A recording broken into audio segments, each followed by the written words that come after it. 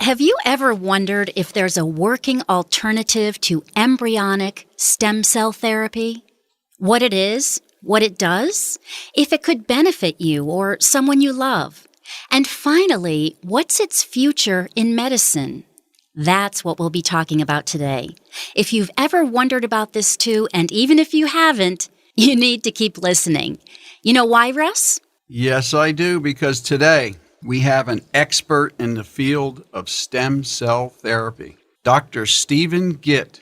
Dr. Gitt is the medical director of the Phoenix Stem Cell Treatment Center. He graduated with distinction from UCLA.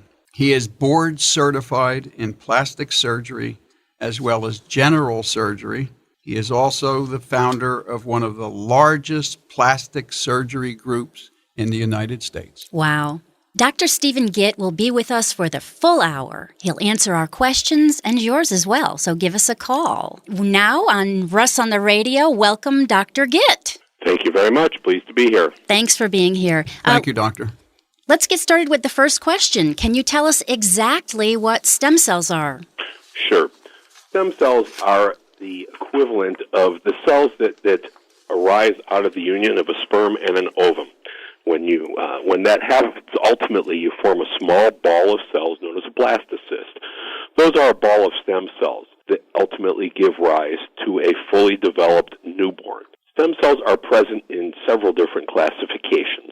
Obviously, embryonic stem cells we've known about for years and years, and they were certainly the object of a lot of controversy, particularly in the 80s and 90s, in regards to right-to-life issues, etc. Right. And that really put a monkey wrench in the works of any research development until it came out that there were other sources.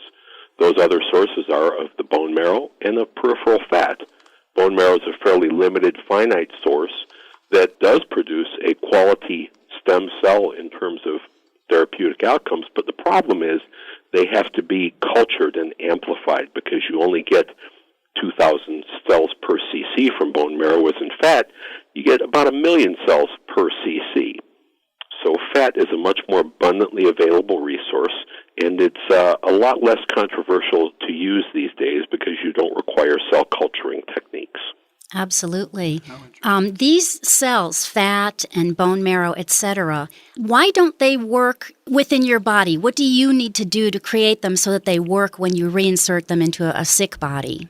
Well, the interesting thing is they are there. We all have them.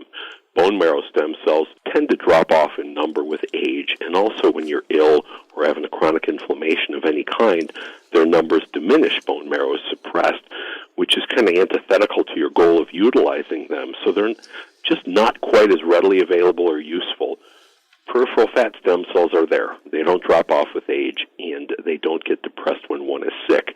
Why don't they deploy in sufficient numbers on their own? I'm not entirely certain of that. Some of them do deploy. What we're doing is we're jump-starting a natural process, and we are involved in a large multi-center clinical trial looking into the beneficial effects of one's own stem cells harvested from fat for a variety of injuries, illnesses, and conditions. Doctor, I heard you speak, I believe it was Sun City, most interesting lecture I've ever heard. Tell our audience why a plastic surgeon, a board-certified plastic surgeon, is involved with stem cell research. Sure, be happy to cover that. And I think that's a very legitimate and a very good question. And I'm asked that all the time. Quite simply, our stem cells come from fat, the ones that we're using in this study.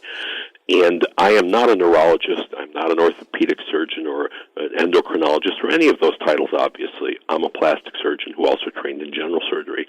But the simple fact is they come from your fat. And who would you want harvesting your fat?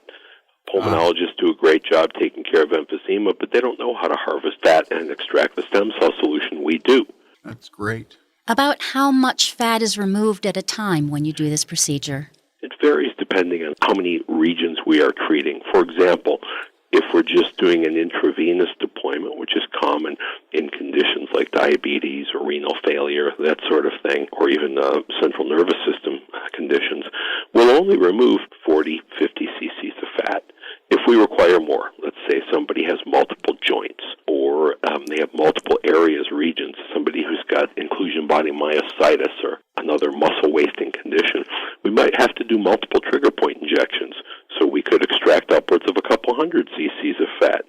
These are not significant numbers, significant volumes of fat. However, when I do liposuction for cosmetic reasons, I remove thousands of cc's of fat routinely. Oh, So nice. you can't count on losing fat when you get this procedure.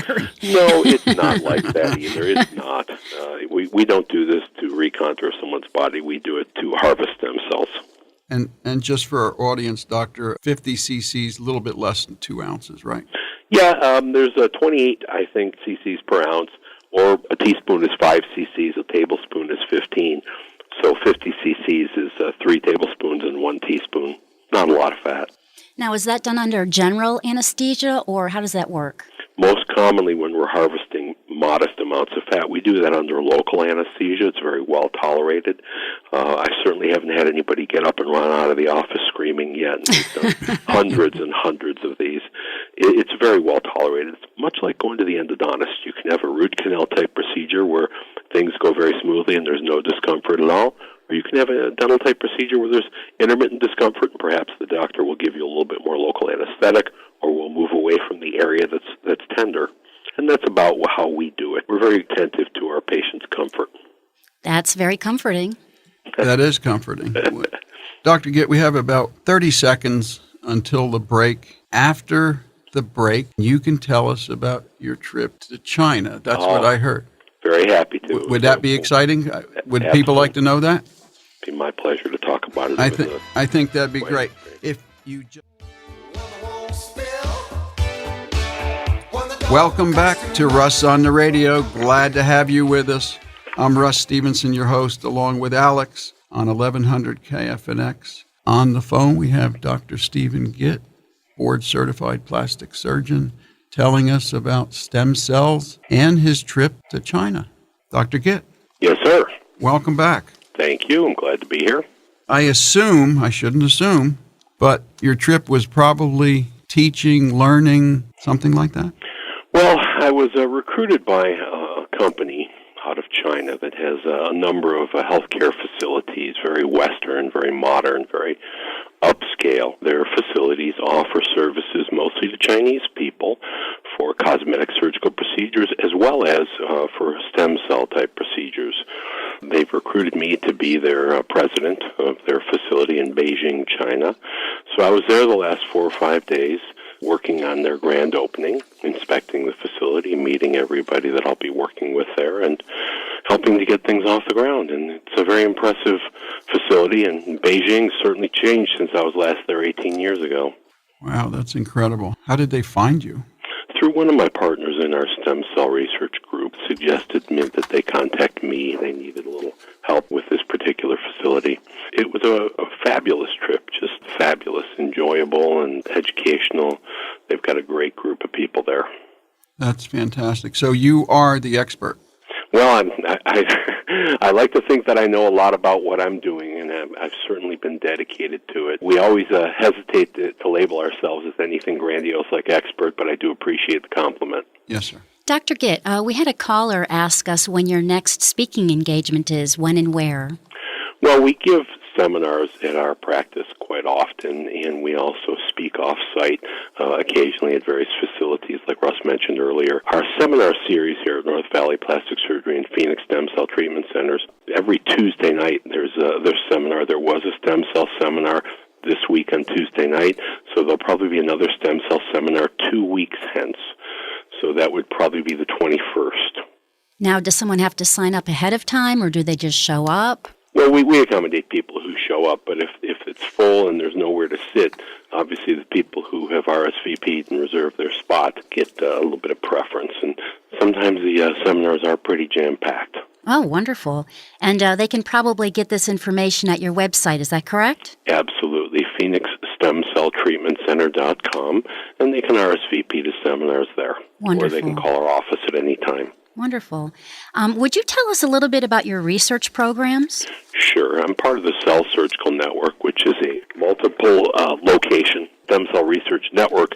And what we're doing is we're investigating the beneficial effects of a stem cell-rich solution harvested from any given individual's fat on a variety of injuries, illnesses, and conditions, including orthopedic-type conditions such as degenerative joint issues, torn ligaments, tendons, of chronic inflammatory problems, spinal degeneration that results in pain, hip joints, knee joints, on and on and on. Some ophthalmologic indications, chronic optic neuritis, optic nerve injuries, glaucoma, retinitis pigmentosum, macular degeneration, dry type, some central nervous system type disorders, including multiple sclerosis, Parkinson's disease, recovery from stroke, mild Alzheimer's, and a host of others as well. We're also looking at autoimmune diseases such as lupus, rheumatoid arthritis, fibromyalgia, and chronic fatigue syndrome, and some urological conditions, specifically including chronic interstitial cystitis, Peyronie's disease. Some folks who have chronic impotence will respond to stem cell-rich injections directly, and a whole host of other conditions as well. My God, there's hope for everybody. There's hope for everybody. Doctor, we have a call from Patty from Sun City. Could you take that call? Absolutely. That'd be great. Hello, doctor. Hello. And doctor, does skin cell therapy have any bad side effects? Well, that's a very good question, and it's something that we're asked often. Quite simply, probably between 4,000 and 5,000 patients have had their stem cells deployed across our network, and there are probably that many again worldwide that have been reported. And to date, there's not been one major adverse event that I'm aware of. There's been some minor complications. I believe there was one patient who had an injection infection that occurred, which is exceedingly rare because it's a closed system injection. There have been a few minor local irritations from IV lines and that sort of thing, but no major complications yet. I do believe that it's an extremely safe, simple procedure. Thank you. Wow. Thank you, so Patty much. from Sun City. We appreciate your call. You'll be getting a free gift also. Oh, well, thank you. Thank you, doctor. You're welcome. It's so wonderful to have you here, and we have so many questions. Great. Recently, Gordie Howe had a major stroke. It was in the news, and he was completely paralyzed on his right side. And according to his son, who's also a doctor, they used stem cell on him, and within a day, he was walking around. Can you comment on that? Well, first of all, I want to express how happy I am to hear that. I grew up in Detroit, and my father had Red Wings tickets when I was a boy. I'm one of the few people in Phoenix who actually saw Gordie Howe play live. Awesome. We saw him score a Gordie Howe hat trick, a goal, an assist, and a fight.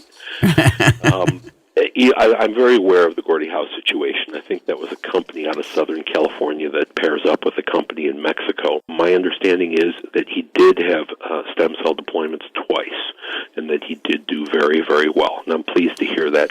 I haven't seen any of the data, obviously any of his examination records or anything like that, but I'm always encouraged to hear those sorts of things. Yeah.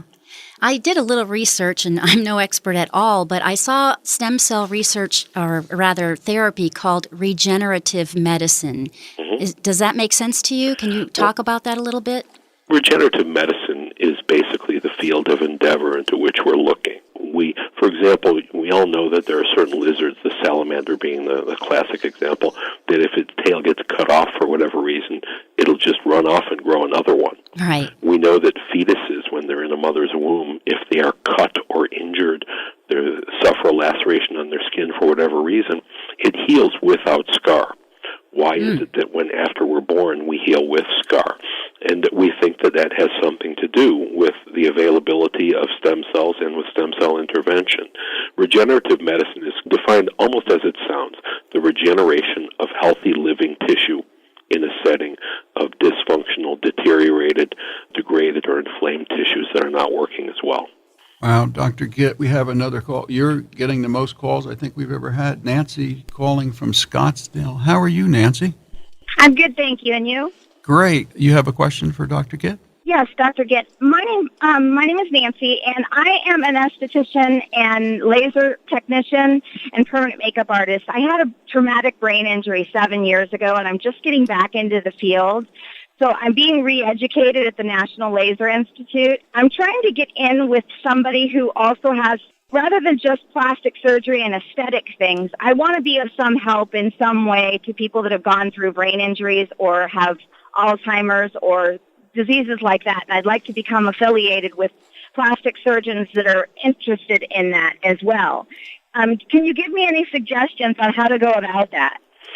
Well, you've already started by doing your homework, and certainly I don't know how to tell you to get affiliated with anybody, because it's an industry where when we have people who come work for us, they bring a certain skill set to the table that's relevant to what we're doing.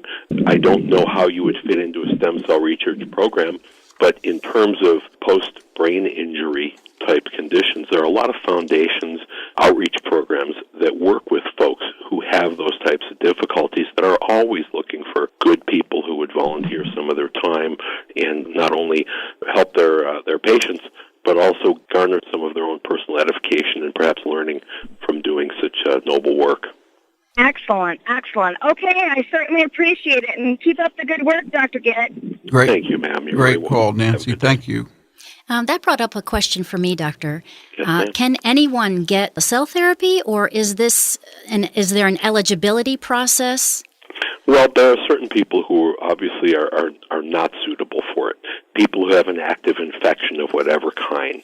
We know that stem cells are chemotactically drawn to areas of inflammation, deterioration, and degradation. An infection is the ultimate source of inflammation.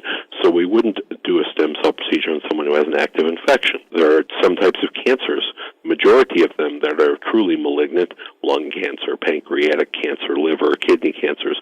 We wouldn't deploy in someone like that. Mm-hmm. There are other types of cancers that are sort of smoldering brush fires. Chronic prostate cancer can be. Chronic lymphocytic leukemia is one that's sort of like having a recurring flu. Basal cell cancer of the skin is a cancer, but it never goes systemic. Patients like that can be included in the study. Relative contraindication is people who are on blood thinners, but there's many ways that we can adapt not only the patient's condition and their medications, but the procedure itself to still allow those people to undergo the treatment if they choose to. Doctor, what is the process for a patient undergoing stem cell treatment at your facility?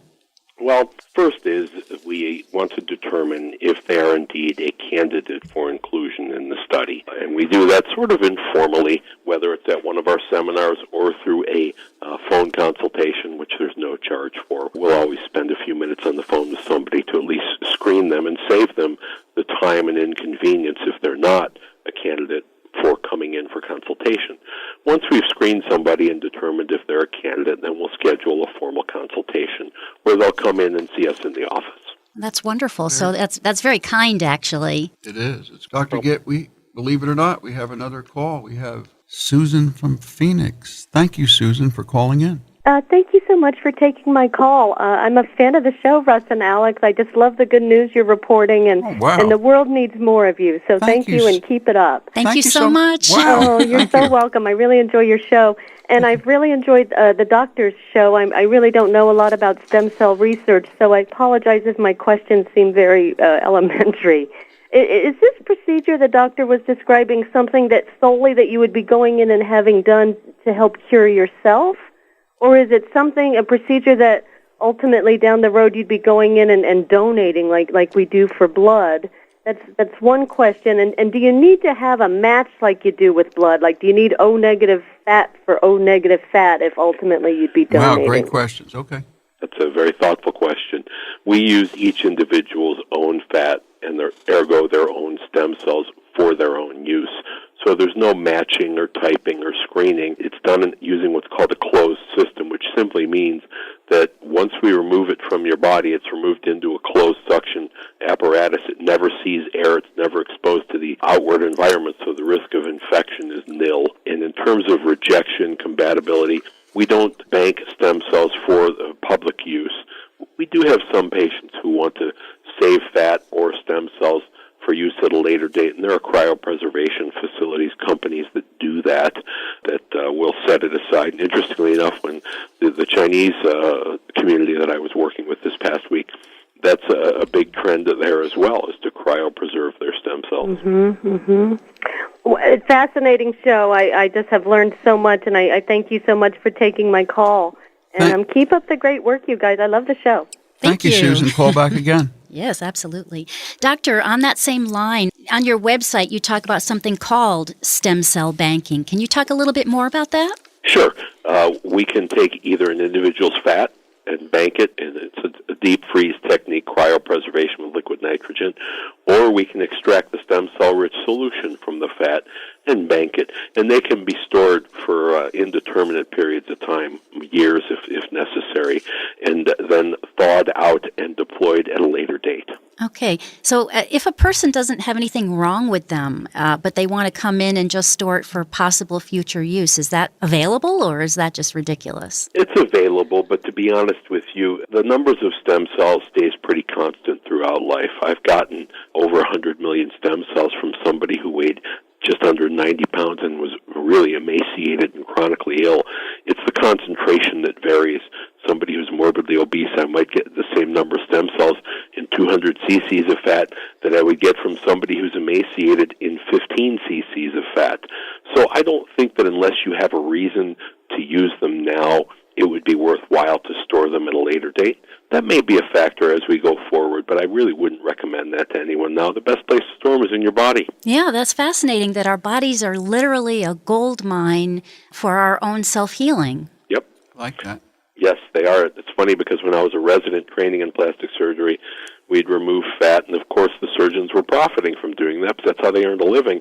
And one of the vernacular sayings that they used to have is that stuff's liquid gold, and we used to just throw the fat away and had no idea of what potential heretofore wasted tissue has. Mm-hmm. Dr. Gitt, just for our audience, I'm familiar with your training, but can you just go really quick and give everyone your training, what you had to go through to get where you are? I went to college at UCLA, then I immediately went into medical school at Wayne State University in Detroit, which was a wonderful place when I was there. I loved it. And I matched into a general surgery training program here in Phoenix, Good Samaritan VA Hospital program, did that for 5 years, became board certified in general surgery, and immediately went into plastic surgery residency at the University of Michigan in Ann Arbor, Michigan, Go Blue, which is a pretty top-tier training program in plastic surgery. Finished that in 2 years. Then I went into private practice, became board certified in plastic surgery, and have recertified twice. I board certified in general surgery early on, recertified at 10 years interval, and 10 years after that, I was planning to take the exam. I just couldn't do another recertification for a specialty that I'm really not practicing. So I let that lapse, and technically I'm not board certified in general surgery now, but I did do the training. And I've been practicing in Phoenix for 22 years now in plastic surgery, and been involved in stem cells for 3 years as part of the Cell Surgical Network. Well, it sounds like you've done your homework, Doctor. I'd like to think I have. It's been a long time. Hey, if there's a young person out there who is fascinated by this, what kind of advice could you give them as far as what they should do to become someday a researcher as you are? Well, medicine is a long path. It takes a lot of determination and a lot of time to get into medicine, period. And then to get into plastic surgery is sort of a microcosm of doing it all over again. It's a very steep pyramid, and they shave people off at all levels. It's a challenge, and I think the only way someone is going to be successful, even more so today than when I was a resident, is they have to be extremely talented, gifted, hardworking, intelligent, and a great learner. So it's simple then. Well, it sounds like you meet all those criteria. You have to love it to do it. Yes. My mentor was a fellow I'm still close to this day. He was chief of plastic surgery in Ann Arbor. Stepped down a few years ago because he was concentrating on the lab. And he once said to me, and he's a brilliant man, he has a PhD, he said, Steve, we were talking about the applicants they were getting at the University of Michigan plastic surgery residency. He said, Steve, these people we're getting are unbelievable. Neither you nor I would even get an interview today. Wow. We wouldn't compete. So it's really elevated. It's a challenge. And how critical it is to have a mentor. I think you're right. Couldn't be more important. Dr. Gitt, we have another call. Roger from Connecticut. We're coming close to a break, but let's see if we can take this call. Roger, how are you? Very good. And yourself? Great. You're on with Dr. Gitt. Yes, doctor. I noticed you previously talked about cryovacking the stem cells, and there's no reason to do that because your body stores them for you adequately. My question is, you've taken them out of an emaciated person of 90 pounds or a heavy person, obese person, and you're getting the same results. At what point is there anything that happens in the body that would destroy the stem cells so you couldn't use them? to back up for a second, I didn't say that I'm not an advocate of it. I think the question was in regards to should we just do it to set them aside in case you need them. Now, if someone needs them, I'm perfectly fine with banking them. Banking is a very effective tool, and I think the absolute number of stem cells stays approximately the same throughout our life, regardless of obesity or being lean. It's the relative concentration that varies. I really haven't had trouble getting adequate numbers of cells from one patient 6 years of age even. Well, what about the fact, is there anything in the body that would make the stem cells, or is it just if you're healthy and your body's functioning properly that they are going to be okay to use? To the best of my knowledge today, what we know today is that bone marrow-derived stem cells vary with age and with health. If you get sick, your bone marrow stem cell concentration diminishes. Fat does not. We've harvested stem cells from people in their 80s and gotten sufficient numbers. Let me ask you a question, Dr. Gitt. Tell me about the new procedures in plastic surgery, such as FemiLift and Selfina. Is that correct? Sure, be happy to. Selfina is a new technology, a new device that is designed to very simply and elegantly correct cellulite of the buttocks and of the thighs. It's a mechanical disruption, and it's remarkably effective, very simple. It's an office-based procedure that is done under local anesthetic. People come in, walk in under their own power, and walk out under their own power, and have very little to no downtime. FemiLift is a laser that's for intravaginal use. I'm one of the rare plastic surgeons who does elective genital surgery, phalloplasty and vaginoplasty. And historically, vaginoplasty is an operation that's more difficult to recover from for a woman. It's an arduous, more difficult recovery. FemiLift is a fractional carbon dioxide laser that, again, is designed for intravaginal use, and it's been approved by the FDA to treat postmenopausal vaginal atrophy of dyspareunia in layperson's terms. As a woman goes through the change of life, menopause, her estrogen concentration in her blood will drop off considerably, and that's because the ovaries are failing. When the estrogen concentration drops off, the lining of the vagina, which is dependent upon estrogen for support, thins out. When that lining thins out, the glands tend to diminish, and many women are faced with a situation where it hurts so badly that they're completely abstinent of sex. And that's obviously not a desirable thing. Right. And this laser, much like carbon dioxide lasers historically, have worked well to youth-en facial skin and thicken it up and restore some of the more youthful glandular elements. Well, the FemiLift does the same thing intravaginally to the mucosa. It's remarkably effective. It thickens the vaginal skin or material itself? Is that what you're saying? The mucosa. The lining? And it's effective in about 93% of cases for vaginal atrophy of dyspareunia. It also, in about 55 to 60% of cases, will correct stress urinary incontinence, which is very common in women after having children, or even as we grow older. The urethra relaxes, which is in a woman at the top and the roof, if you will, of the vagina. And as the urethra relaxes, a woman might cough, sneeze, jump, strain, jog, or anything like that, and leak some urine, which is obviously distressing to varying degrees. Right. And this laser will, in about 55 to 60% of cases, correct that. So it's neat. It's now, really good technology. Is that something, does that, that's it for life? You're cured for life? Or how long would something like that hold up? Excellent question. The FemiLift laser treatments, we do 3 of them, spread apart at 4-week intervals. Typically, it's been studied and deemed effective for at least a year. We tell our patients that at 1 year, they should come in and have a maintenance treatment done at a reduced fee. And this is a painless 5-minute procedure, literally painless. Mm-hmm.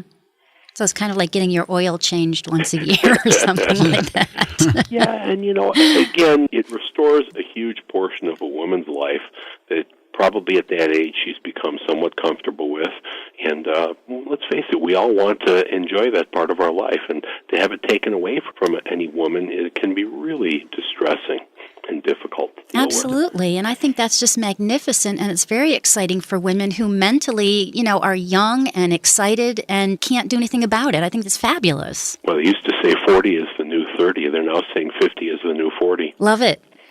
Dr. Gitt, didn't they used to use mesh? Mesh is still used for stress urinary incontinence. Okay. The laser is effective for lower-grade stress urinary incontinence. If it's advanced or severe and not just stress incontinence, but literally dribbling much more constantly, then the mesh is a really good procedure. And I do work with several urologists and gynecologists who do a wonderful job with mesh. And if someone is severe, I'd refer them. Wow, that's great. Dr. Gitt, let's talk about the future. If you could have any possible future, where would you like to see this go? Well, are you talking about FemiLift? The stem cell therapy. I'm sorry. Well, I think it's a pretty clear path where we'd like it to go. We would all like it to be so that we could, in a sense, be like the salamander who regrows his tail. We'd like to see our lifespan extended. That seems to be one of the things that is very, very popular and a subject of great discussion in China, somewhat so here. I certainly can't say that stem cells will lengthen one's life at this point, but there does seem to be evidence that it is very effective in that direction. That's very, very exciting. That's where I'd like to see it go, and hopefully globally in lengthening people's lives, that'll happen through correcting a lot of really disturbing and distressing illnesses and conditions that otherwise would diminish your quality of life. Mm-hmm. Do you see mostly children in this, or do you see middle-aged people, or is it just a whole spattering? Well, it's a whole spattering. The bulk of our patients are probably over 50 years of age. Mm-hmm. Children are pretty unusual, and we all take our obligations in dealing with a child. We take obviously our obligations and our duties seriously with any human being, but children are a special class because they're innocent. They don't make their own decisions quite as easily, so we tend to be very, very circumspect. I've treated one 6-year-old child, as I'm alluded to earlier, who had cerebral palsy, and this is a lovely young lady whose mind was intact, but she was right-handed. Her right hand was unfortunately rigidly fixed to her chest. She had a hard time eating and swallowing, so she was getting 90% of her nutrition through a gastrostomy tube, and she was drooling, and she would fall with almost every step. And when her parents brought her to see me, we presented her to our team, if you will, a number of docs from around the country who sort of, we get together and talk about more challenging cases. And it was agreed that we would deploy for this 6-year-old child, and we did. I removed a little bit of fat in the operating room. We had to use anesthesia for her because it's hard to explain to a 6-year-old that don't worry, it's going to be okay. Yeah. They just don't understand it. Right. And it was a pretty remarkable case because 2 weeks after surgery, she came in. She was using her right hand to do schoolwork. She was still certainly clumsy, but she had previously what was called a diplegic gait, which is almost scissor-like movement. That was resolved. She was walking clumsy, but dramatically better. That's magnificent. And her quality, she was taking 90% of her calories orally rather than 10%. So that was a really neat case that made us all feel really good. Wonderful. Dr. Gitt, this has been incredible. Could you give us all your contact information, anything that we haven't asked that you'd like to say? And well, our office number is 480-991-6877, and we do have seminars twice a month for stem cells and every Tuesday night on a variety of topics. Our website is one long run on word, PhoenixStemCellTreatmentCenter.com. Our plastic surgery website is nvpsaz.com or northplastic.com.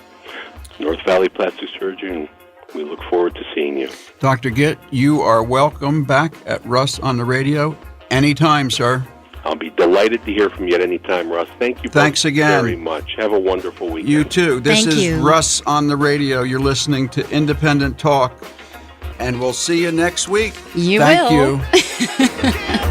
you.